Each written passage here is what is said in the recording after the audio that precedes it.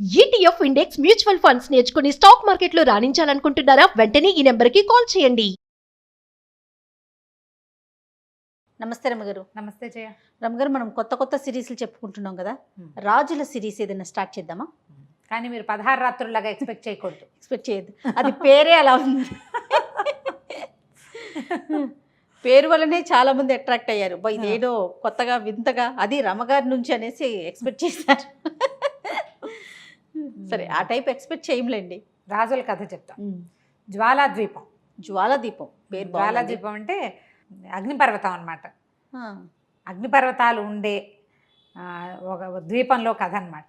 అయితే మొదట కథలో జ్వాలాద్వీపం గురించి మనకేం కనపడదు. మొదట ఒక రకంగా స్టార్ట్ అయ్యి రకరకాల మలుపులు తిరిగి జ్వాలాద్వీపం దగ్గర ఎండ్ అవుతుంది అనమాట. మంచి మలుపులు, కథలు బాగుంటుంది, ఇంట్రెస్టింగ్గా ఉంటుంది. పూర్వం అంట నర్మదా నదీ తీరంలో ధవళగిరి అని ఒక రాజ్యం ఉండేది. దానికి తారకేశ్వరుడు అని ఒక రాజుగారు. ఆయనకి 2 కుమారులు ఉన్నారు, శూరసేనుడు, చిత్రసేనుడు. ఓకే. అయితే ఈ పిల్లలిద్దరు, శూరసేనుడు ఒక 24 ఏళ్లవాడు, అతను రాజు అవుతాడు ధవళగిరికి. రెండో వాడు 18-19 సంవత్సరాల చిత్రసేనుడు. వీళ్ళిద్దరూ కలిసి ఒకరోజు ఆ ధవళగిరికి చుట్టుపక్కల ఉన్న ఒక అడవిలోకి వేటకెళ్ళారు. 2 గుర్రాలు వేసుకుని. మామూలుగా రాజకుమారులు ఇలా వెళ్తారు కదా, వెళ్ళారు. వెళ్ళేసి బాగా తిరిగారు. అంతా తిరిగేసరికల్లా చివరికి కొంత దూరం వెళ్ళిన తర్వాత వాళ్ళకి దగ్గరలోనే సింహం వచ్చేసింది. అదేదో మాటేసి ఏదో ఒక జంతువు కోసం ఉంది, వీళ్ళకి తెలియలా. కొంచెం మంది మార్బలం ఉండి సైనికులు ఉంటే వాళ్ళకి యాను పాను అడవి నిశ్శబ్దంగా అయిపోయింది. పక్షులు కదలటం లేదు, కోతులు కూడా కిచకిచలాటలేదు, దగ్గరలో సింహం ఉంది, అవి తెలుస్తాయి. అవును. ఈ కుర్రాళ్ళు వీళ్ళకేం తెలియదు, పసిగట్లేకపోయారా? ఆ గుర్రాలు వేసుకుని వెళ్తున్నారు. అది తప్ప వాళ్ళకి తెలియదు, వెళ్ళటం రావడం తప్ప. ఏవో బాణాలు, కత్తులు ఉన్నాయి అంతే. అయితే ఏమైంది, సరిగ్గా సింహం ఎక్కడ మాట వేసుకుని ఉందో అటువైపు వెళ్ళిపోయారు. తన వేటకి అడ్డం వచ్చిన వీళ్ళ మీదకి దూకింది సింహం. సింహాన్ని చూసేసరికల్లా గుర్రాలు 2 బెదిరిపోయినాయి. వీళ్ళు ఆపలేకపోయారు. ఆ గుర్రాలు ఏమిటి, అడవిలో తిరగడానికి అలవాటు పడ్డవి కాదవి. దాంతో చెరో పక్కకి పరుగు తీసేసి అన్నదమ్ములు ఇద్దరు గుర్రాలతో సహా ఆ అబ్బాయి ఒకవైపు, ఈ అబ్బాయి ఒకవైపు వెళ్ళిపోయారు. ఈ చిత్రసేనుడి గుర్రం ఎక్కడెక్కడికో తీసుకుపోయింది వాడిని.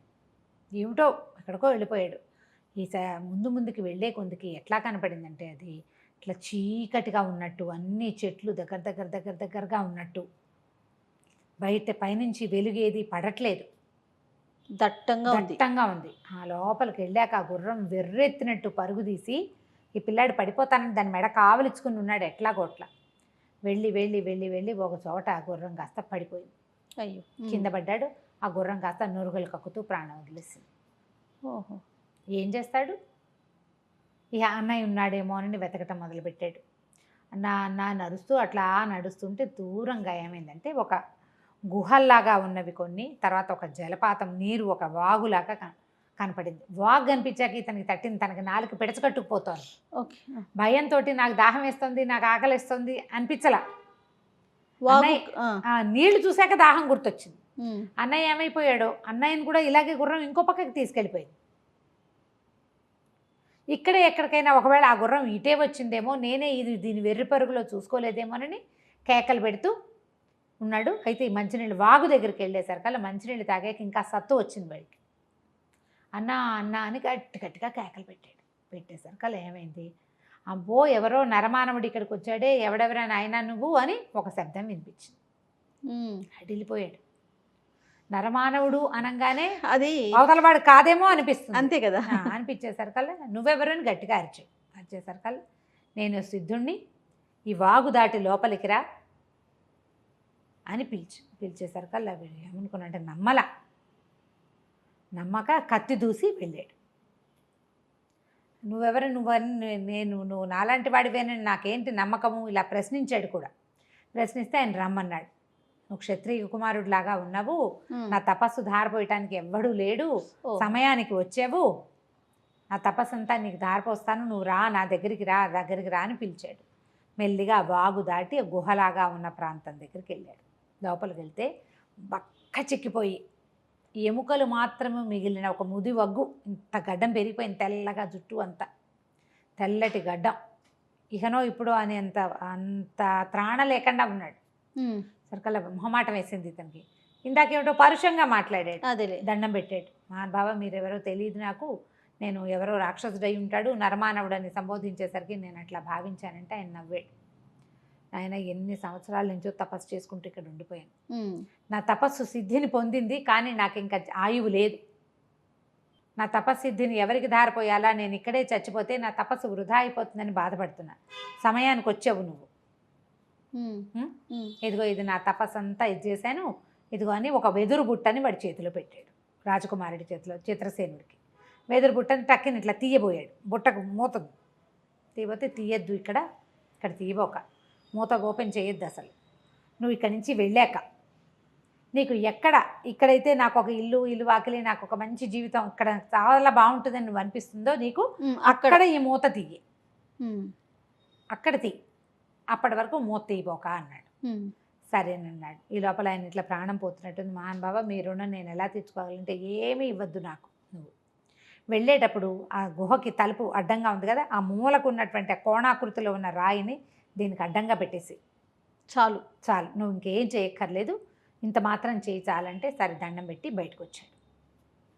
బయటకు వచ్చి ఏం చేశాడు, ఆ కోణంగా ఉన్నటువంటి ఆ రాయిని ఇటు జరిపేసరికల్లా అది ఇట్లా దడదడలాడుతూ ఆ గుహ ఇట్లా లోపలికి కుంగిపోయింది, భూమిలోకి వెళ్ళిపోయింది. ఇక పైకి రాదు, ఆయన అక్కడ మరణించేశాడు. ఈ కుర్రాడి బుట్ట పుచ్చుకుని ఇక్కడ మంచినీళ్ళు తగ్గడు, ఇవి చూస్తే చెట్ల పళ్ళేవి ఉన్నాయి, 4 కోసు తిన్నాడు. చిత్రసేనుడు నడవటం మొదలుపెట్టాడు. నడుస్తూ ఉంటే నడవగా అన్నయ్య కనిపిస్తాడు. ఇప్పుడు నేను తను ఎట్లా ఇంటికి వెళ్తున్నాడు, అన్నయ్య కూడా అట్లాగే వెళ్తాడు అనుకున్నాడు. అలా వెళ్ళగా ఏమైందంటే ఒక చోట పెద్ద విశాలమైన 6 బయలు, చిలకలు, కోతులు, పక్షులు, ఎంత రమణీయంగా ఉందో ప్రకృతి. ఎంత బాగుందో అటు ఇటు చూసాడు. ఒక సరదా వచ్చేసి ఈ బుట్ట మోసుకెళ్తున్నాం, ఇందులో ఏముందో చూద్దాం అనిపించింది. ఆయన ఏం చెప్పాడు, మంచి ప్లేస్లో చెయ్యి దీన్ని అని చెప్పాడు. చిన్నతనం 18-19 ఏళ్ల వాడు ఆ బుట్ట కాస్త ఓపెన్ చేశాడు. ఓపెన్ చేసరికి పెద్ద వెలుగు వచ్చి అందులోంచి చాలా పెద్ద వెలుగు, ఒక బ్రహ్మాండమైన మందిరం ఏర్పడింది అక్కడ. నిర్ఘాంతపోయాడు. ఈ బుట్టలోంచే వచ్చింది ఇది. బుట్టలో ఇంత ప్రపంచాన్ని లోపల ఇంత బిల్డింగ్ని ఉంచగలిగిన మహానుభావుడు చెప్పిన మాట వినకపోతేనే ఇంటికెళ్ళి ధవళగిరి మన రాజ్యంలో పెట్టుకుని ఉంటే మనకెంత ఇల్లు అక్కడ వచ్చేది కదా. ఏం చేయాలి ఇప్పుడు, ఏం చెయ్యాలో తెలియలే. చాలా బిక్కమొహం వేసేసుకుని ఉన్నాడనమాట. నుంచునున్నాడు, ఏం చేయాలో తెలియకుండా అటు ఇటు చూస్తున్నాడు. చూస్తుంటే ఈ లోపల పెద్ద పెద్ద కేకలు కనపడినాయి, ఎవడరా నువ్వు అని. ఈసారి ఒకడు పెద్ద బ్రహ్మాండమైన జెయింట్ పర్సనాలిటీ, సుమారుగా 14 అడుగులున్న ఒక మహారాక్షసుడు రాతి గదని ఒక దాన్ని భుజం మీద పెట్టుకుని నడిచొచ్చాడు. ఎవడరా నువ్వు అనుకుంటూ, అసలు ఏమిటి ఇక్కడ, నా ఊళ్ళోకి ఎందుకు వచ్చావు, నా ప్లేసు ఎడవంతా నాది, ఈ బొమ్మరిల్లు నువ్వు కట్టిందేనా అన్నాడు. అనేసరికల్లా అవునన్నాడు, ఒప్పుకున్నాడు, అది నాదేనన్నాడు. అనేసరికల్లా ఎంత ధైర్యం, నువ్వు ఇక్కడ కడతావా, నువ్వు అసలు ఎవడివి ఏమిటి అని నిలదీసేసరికల్లా చెప్పాడు. నా అంతటి నేను చేయలేదు, ఒక మహానుభావుడు ఇచ్చినా ఎవడిచ్చినా సరే అని, నువ్వెవరు ఏమిటి అని అడిగితే నేను ధవళగిరి రాజకుమారుణ్ణి, నా పేరు చిత్రసేనుడు, ఇప్పుడు ఈ రాజ్యం నాది. ఓహో, ఈ రాజ్యానికి నేను నా బిల్డింగ్ ఎక్కడుంటే నేను అక్కడ రాజ్యానికి నేనే రాజును. అనేసరికల్లా ఉగ్రాక్షుడు, నువ్వు ఎంతున్నావు, భూమి జానుడు అయినా నీకు ఇంత పొగరా, మరి ఇక్కడ నా దగ్గర ఉన్నందుకు నాకు కప్పని చెల్లించాలి నువ్వు. ఇక్కడ ఎవరైనా సరే నరమాంస భక్షకులం మేము, మాకు కప్పాలు చెల్లించవలసిందే. అనేసరికల్లా సరే ఏం కావాలో చెప్పన్నాడు. ఇప్పుడేం అడగను, నీ కొడుకు పుడితే, నువ్వు పెళ్లి చేసుకున్నాక అనలేదు, నీ కొడుకు పుడితే నీ సంతానంలో మొదటి కొడుకుని నాకు ఇచ్చేయాలి. ఓహో, అదే నువ్వు నాకు ఇవ్వగలిగే కప్పం, పిల్లాడిని నాకు ఇవ్వమన్నాడు. వీడు నిర్ఘాంతపోయాడు, నాకు ఇంకా 18 ఏళ్ళు, నాకు పెళ్ళే కాలేదు, నాకు పిల్లాడు ఎప్పుడు పుడతాడు. సరే ఏమనుకున్నాడు, ఇవాళకి వీడితో గొడవ ఇదైపోతుంది కదా, వాడు 14 అడుగులున్నాడు, వీడు 6 అడుగులే ఉన్నాడు. సరే నువ్వు ఒప్పుకున్నాడు. సరే ఒప్పుకున్నాడు. అలాగే నా పిల్లల్లో జ్యేష్ఠుడిని నీకు ఇస్తానని ఒప్పుకున్నాడు. ఓహో, సరే ఆనందంగా వెళ్ళిపోయాడు ఉగ్రాక్షుడు. అతని పేరు ఉగ్రాక్షుడు. ఓహో, అక్కడ రాతి కదా భుజాన్ని వేసుకున్నాడు, నడుచుకుంటూ పోయాడు. ఇతను అటు ఇటు చూసేసరికల్లా ఎవరో కొంతమంది మనుషులు పరిగెత్తుకుంటూ వస్తున్నారు. మహారాజా ఇక్కడున్నారా, ఇంత సమయం అయింది, వేట అయిందా, వ్యాఖ్యలు అయిందా, వేట అయిందా అని అడుగుతున్నారు. నన్నేనా అన్నాడు. మిమ్మల్ని మహారాజా, మీరు అలసిపోయినట్టుగా అనిపిస్తున్నారు, ఉండండి మేనాలు తెప్పిస్తామన్నారు. ఈయన ఊదాడు నోట్లోంచి ఏదో ఒక బోరా తీసిలో జేబులోంచి. ఒక 5-6 వచ్చారు. మేనా మోసుకొచ్చారు. ఎక్కి కూర్చోండి అన్నారు. ఎక్కి కూర్చున్నాడు. కూర్చోగానే మొహం అని మోసిపోయారు. ఆ బిల్డింగ్ తెరుచుకుంది. లోపలికి వెళ్ళారు. అన్ని చోట్ల సైనికులు వాళ్ళు వీళ్ళు వ్యవహారం బోల్డంతుంది. తను ఆశ్చర్యంగా చూస్తున్నాడు. ఇది ఒట్టి బిల్డింగ్ కాదు, అదొక మహాసామ్రాజ్యం. అందులో సమస్తమైన వ్యక్తులు ఉన్నారు. వెల్ సెటిల్డ్గా ఉంది. అక్కడి నుంచి లోపలికి వచ్చేసరికి ఈ లోపల నగరాధ్యక్షుడు ఎవరో ఒకడు వచ్చాడు, కోశాధ్యక్షుడు. ఏమేమి ఉన్నాయో నగలు నాణ్యాలు చెప్పడానికి వచ్చాడని. ఓహో. మహారాజు గారు అలసిపోయారు. ఆయన నడవలేకుండా ఉంటే మేనాల్లో తీసుకొచ్చాం. ఇప్పుడు ఏం పెట్టపోకుండా అవన్నీ రేపొద్దున ఉదయం నిద్రలేచాక మాట్లాడతారు, ప్రస్తుతానికి రెస్ట్ ఇద్దామని చెప్పారు. మేనాలు లోపలికి వెళ్ళాడు. లోపలికి వెళ్ళగానే ఈయనకి స్నానానికి ఏర్పాట్లనే స్నానశాల ధవళగిరిలో కంటే బాగుంది. అక్కడి నుంచి భోజనం వచ్చింది, బ్రహ్మాండమైన భోజనం. పొద్దు నుంచి ఇప్పుడు పొద్దున బయలుదేరారు వీళ్ళు. మధ్యాహ్నానికి సిద్ధుడిని చూశాడు, సాయంత్రానికి ఇక్కడికి తేలాడు. బిల్డింగ్తో సొంత రాజ్యంతో తయారైపోయాడు. అక్కడి నుంచి ఏమైంది, సరే భోజనం చేశాడు, ఆకలేసేస్తుంది, తిన్నాడు, పడుకున్నాడు. తెల్లవారు లేచాక మంత్రులు, సైన్యాధిపతులు, కోశాధ్యక్షుడు ఎంతమంది వచ్చారు, ప్రతి వాళ్ళు వచ్చి పలకరిస్తున్నారు, లేచారా అని. సరే ఇప్పుడు ఈ రాజ్యం ఎక్కడుందో తెలుసుకోవాలి. ధవళగిరికి దగ్గరలో ఉంది.